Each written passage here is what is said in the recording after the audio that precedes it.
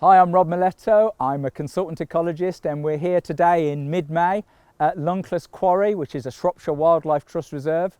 And we're looking today at another of these habitats of principal importance. They're being mapped for the Nature Recovery Network, the habitat mapping project across the whole of Shropshire. And today we'll be looking at open mosaic habitats on previously developed land.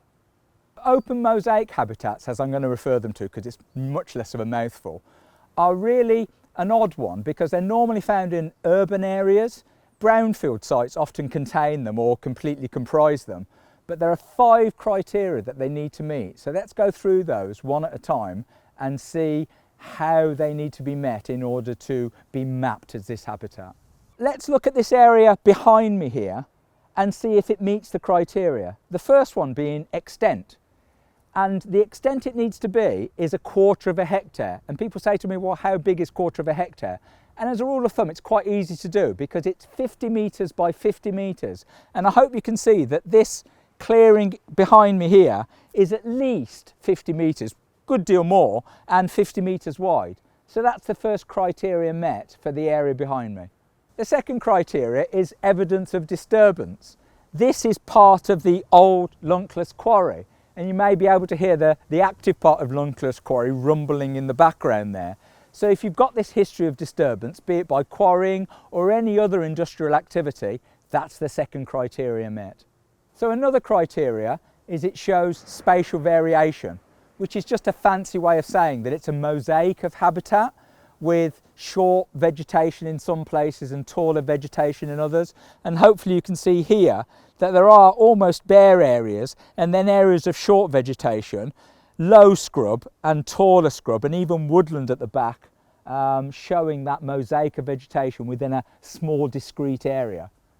One of the other criteria to look out for is early successional communities, which again is just a fancy way of saying that it's made up of plants that grow on fairly bare, nutrient poor substrates, often low growing. One of them being this stuff, which is mosses and liverworts. These are really common in open mosaic habitats. And ruderal species, species with light seeds that are blown around by the wind, like dandelion. That's a pioneer species that vegetates these habitats early on. So there's dandelion here, and mosses and liverworts. You occasionally have other pioneer communities, and they can include flower-rich grasslands, open grasslands, even bits of heathland. And there's 2 other slightly unusual ones that you may just stumble across within this mosaic of habitats.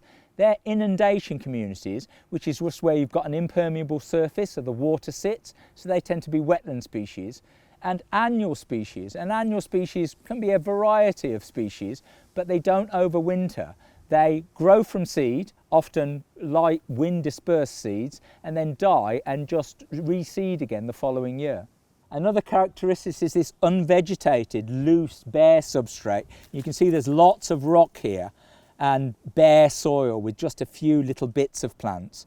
And the rock itself is actually got a plant on it. This is lichen. The rock isn't naturally this colour. This greyness here and this black and this white are all lichens growing on the rock. Some lichens will go directly on the rock, some lichens stick up and they're like little grey bits of sponge. And if you've got those, then that's another characteristic of this type of open mosaic habitat.